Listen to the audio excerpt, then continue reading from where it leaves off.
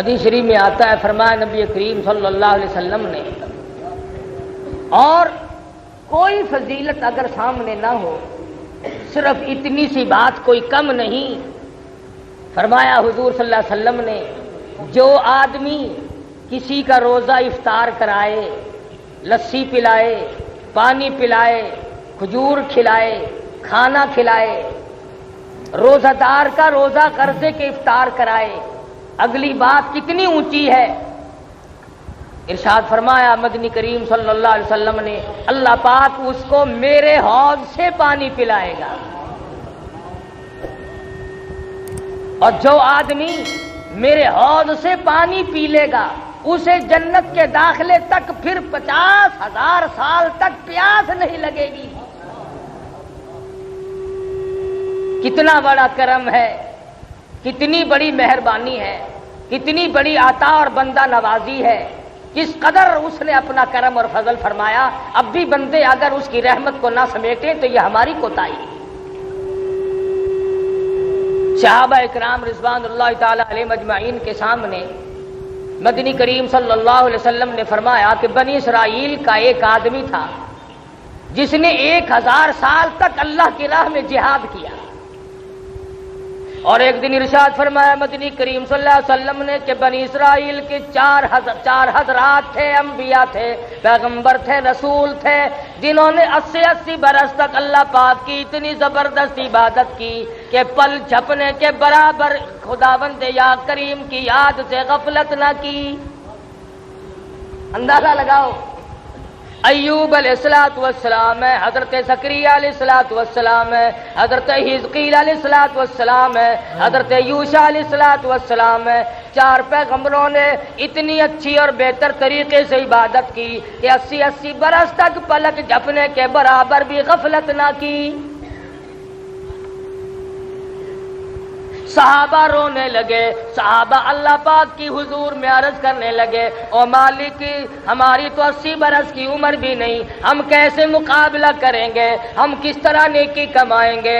اللہ پاک نے فرمایا، او میرے نبی کے غلاموں، او میرے نبی کے جانثاروں، او میرے نبی کی پروانوں، او میرے نبی کے دیوانوں، اِنَّا انزلناہ فی لیلۃ القدر، او میرے نبی کے غلاموں، میرے بندوں، میری توحید کے پرستاروں، مجھ خدا کو وحدہ لا شریک ماننے والوں، میرے دروازے پہ دستک دینے والوں، مجھے حاجت روا سمجھنے والوں، مجھے مشکل کشا ماننے والوں، آؤ میں تمہیں ایک رات ایسی عطا کرتا ہوں جو 1000 مہینوں سے بہتر ہے۔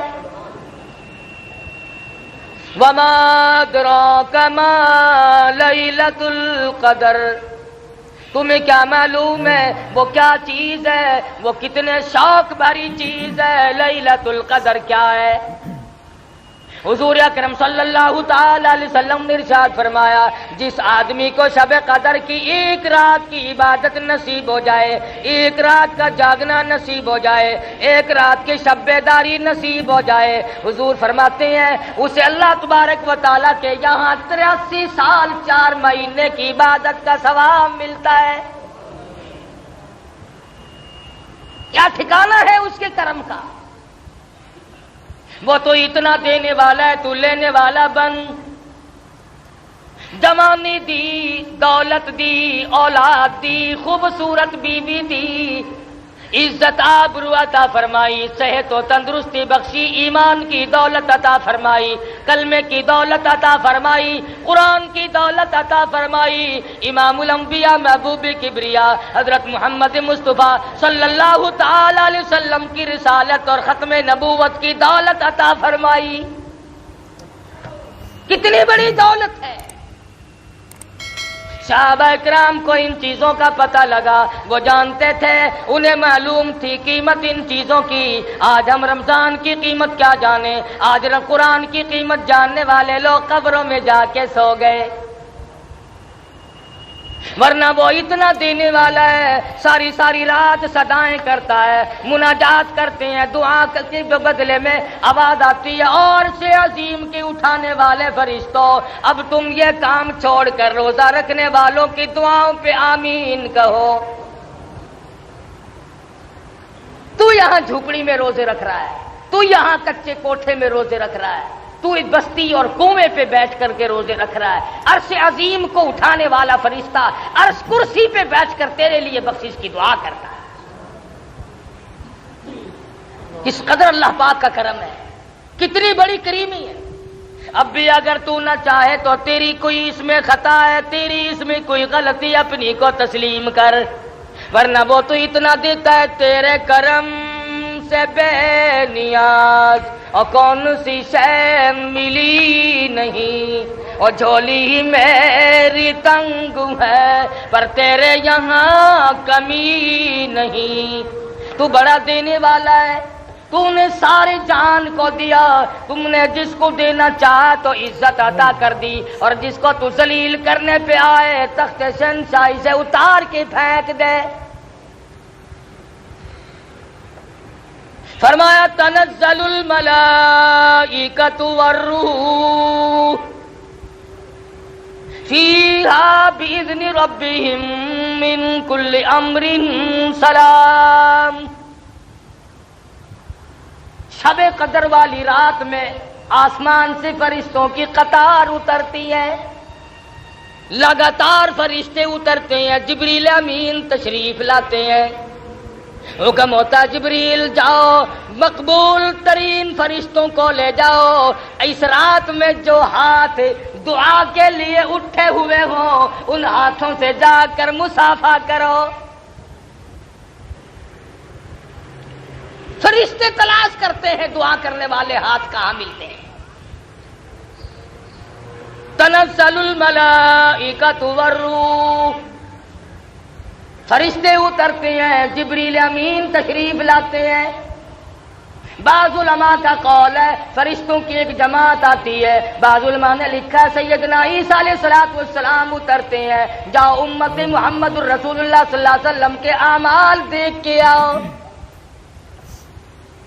حدیث پاک میں آتا اللہ پاک نے فرشتوں کو شب قدر کی رات میں پیدا فرمایا، اللہ پاک نے آدم علیہ السلام کی تخلیق کا مادہ اسی رات میں جمع فرمایا، اللہ پاک نے لیلۃ القدر والی رات میں جنت کو پیدا فرمایا، جنت کو آراستہ فرمایا، لیلۃ القدر والی رات میں اللہ پاک نے جنت میں درخت لگائے۔ سیدنا عیسیٰ علیہ السلام کو آسمانوں پہ اسی رات میں اٹھایا گیا، اور لوگوں زندگی میں وہ راتیں پھر آ پہنچی، آؤ مانگو جس نے مانگنا ہے، کہیں ایسا نہ ہو سربسجود ہوں مگر عزم میں پختگی نہیں، اور قائل بندگی تو ہوں قابل بندگی نہیں۔ میں تو ہر وقت سجدہ ریزی کرتا ہوں، پر کیا معلوم تیرے یہاں قبول بھی ہے کہ نہیں۔ شرف قبولیت عطا فرمائے، یہ اس کی کریمی کے سہارا اور کریمی کے صدقے پہ منحصر ہے، کوئی زبردستی نہیں کر سکتا۔ بات ہے دل میں خوف بسانے کی۔ آخر وہ لوگ بھی تو اس دنیا میں گزر کر کے چلے گئے جنہوں نے ساری ساری رات متھا مارا، ساری ساری رات شب بیداری کی، ساری ساری رات میں ایک منٹ بھی سو کے نہیں دیکھا۔ انہی لوگوں کے بارے میں قرآن کہتا ہے امن هو قانت آناء اللیل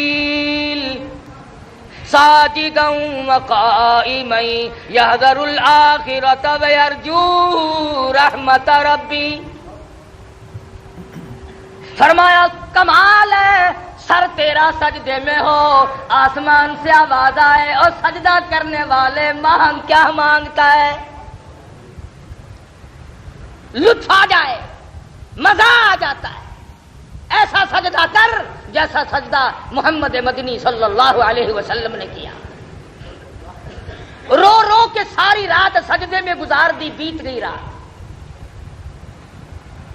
اور اسی لیے کہتا ہے کہ ہر آدمی پچھلی رات کی عبادت کو بڑا خاص دخل ہے. آدمی کی زبان ہو، خدا کا قرآن ہو، دل میں اللہ میاں کا دیا ہوا سوز و گداز ہو، خدا کی قسم تلاوت کرے، یوں معلوم ہوتا ہے کہ آسمانوں کے اوپر اڑ رہا.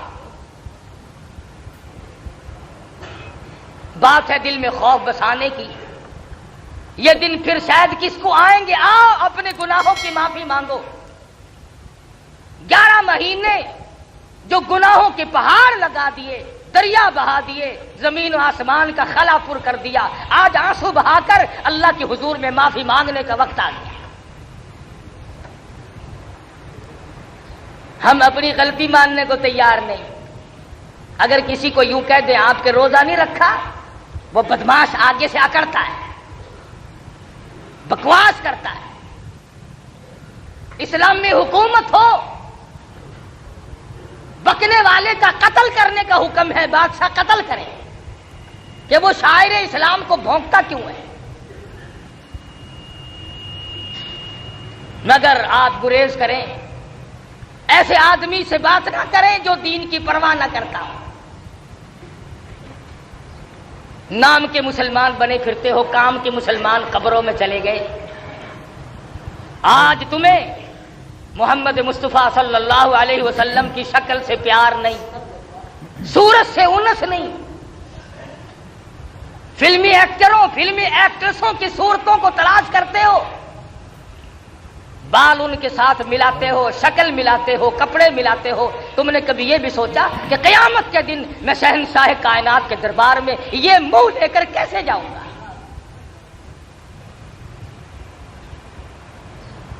صحابہ کرام رضوان اللہ تعالی علیہ مجمعین میں سے جس سے غلطی ہوئی فوراً رجوع کیا. معاذ سلمی رضی اللہ تعالیٰ عنہ صحابی ہے، گناہ ہو گیا، زنا ہو گیا، خطا کر بیٹھا، کسی نے دیکھا نہیں، کسی نے پکڑا نہیں، کسی نے غیبت نہیں کی، شکایت نہیں ہوئی، گرفتاری کے وارنٹ نہیں آئے، گورنمنٹ محمد مصطفیٰ صلی اللہ علیہ وسلم کی پکڑ کر نہیں لے گئی.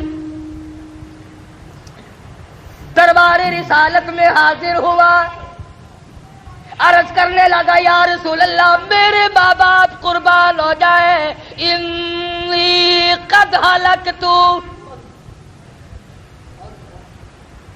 میں ہلاک ہو گیا، میں مارا گیا، میں گناہ کر بیٹھا. محمد مدنی صلی اللہ علیہ وسلم نے اس کی طرف سے رخ پھیر لیا. شاید جذبات میں آ کر کوئی بات کرتا ہو، وہ دوسری طرف آ کھڑا ہوا، پھر حضور نے اس طرف سے منہ پھیر لیا، پھر وہ اس طرف آ کے کھڑا ہو گیا. پھر حضور نے پوچھا خواب کی بات تو نہیں؟ کہنے لگا نہیں نہیں، بیداری میں زندگی میں مجھ سے گناہ ہو گیا. اور اللہ کے پاک پیغمبر میں گناہگار ہوں، میرے ملحوظ قدم اللہ کی پاک زمین پہ نہیں گرنے چاہیے.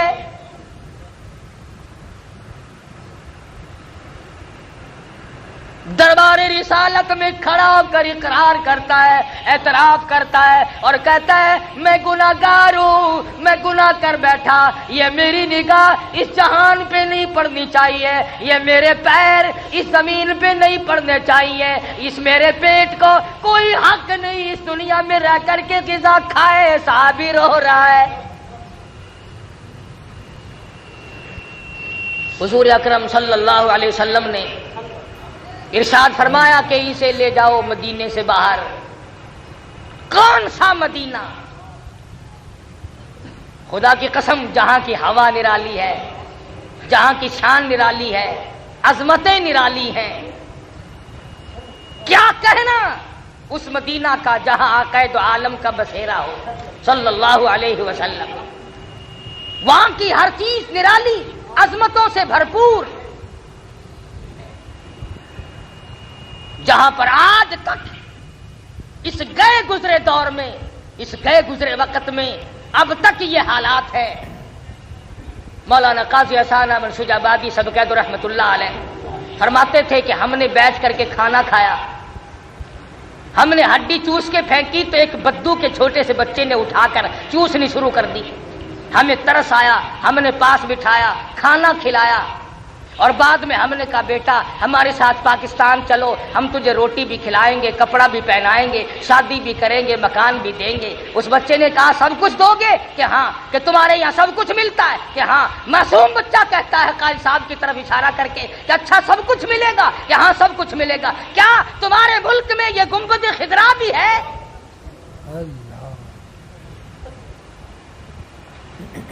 محمد مصطفیٰ صلی اللہ علیہ وسلم کا روزہ اقدس بھی ہے.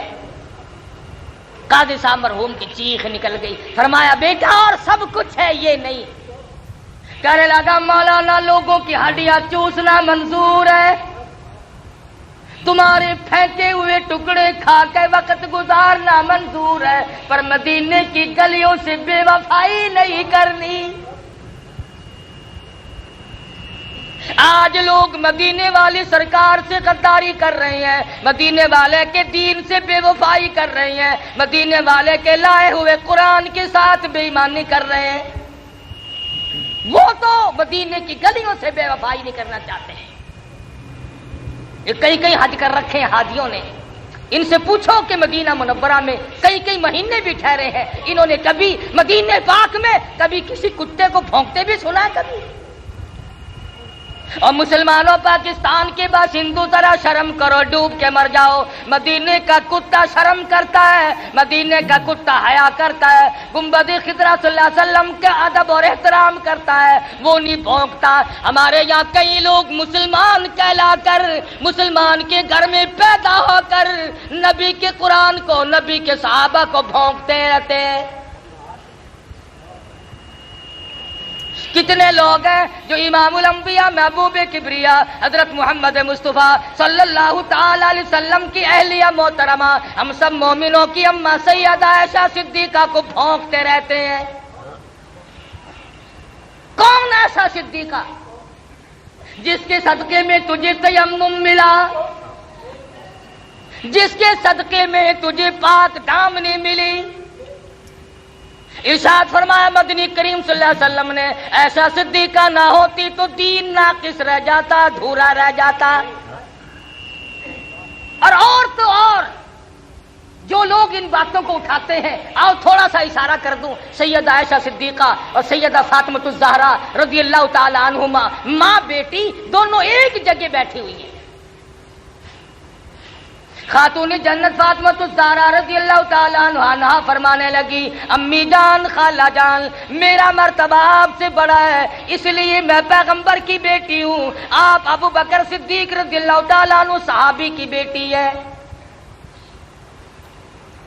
عائشہ صدیقہ رضی اللہ تعالیٰ عنہ فرمانے لگی, بیٹی میں تسلیم کرتی ہوں, آپ امام الانبیاء کی لخت جگر ہیں, نور نظر ہیں, آپ پیغمبر صلی اللہ علیہ وسلم کی بیٹی ہیں. ٹھیک ہے میں صحابی کی بیٹی ہوں, لیکن بیٹی ایک بات تو بتاؤ, یہ تم نے خود اپنے ابا سے سنا ہوگا, قیامت میں جس کا نکاح جس کے ساتھ ہوگا وہ اس کا دامن پکڑ کر جنت میں جائے گی.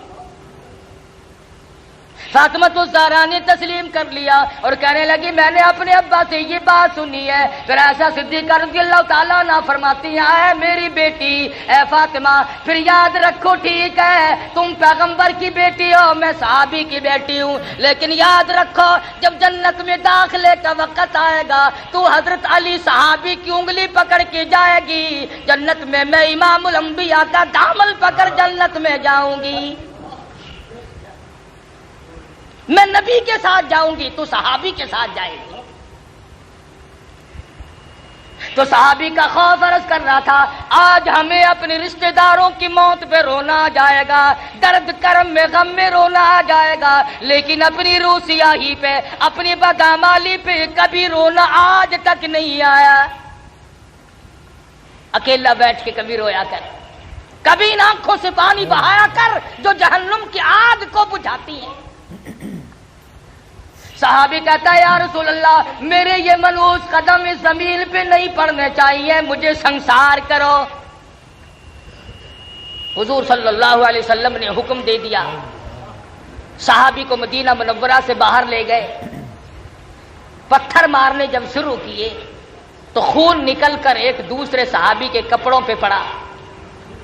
اس کی زبان سے کوئی گستاخی کا کلمہ نکل گیا، حضور اکرم صلی اللہ علیہ وسلم تک پہنچا. آپ نے فرمایا خبردار ماعز سلمی کو کچھ نہ کہو، آج اس نے وہ توبہ کی ہے، وہ کسی نے دیکھا نہیں، کسی نے پکڑا نہیں، کسی نے قانون نہیں لگایا، کسی نے شکایت نہیں کی، اللہ کے خوف سے ڈر کر، اللہ کے عذاب سے ڈر کر خدا کر اقرار کیا، توبہ کی. او لوگو ماعز سلمی نے آج وہ توبہ کی ہے، مدینے کی 12,000 کی آبادی پہ جنت واجب ہو گئی.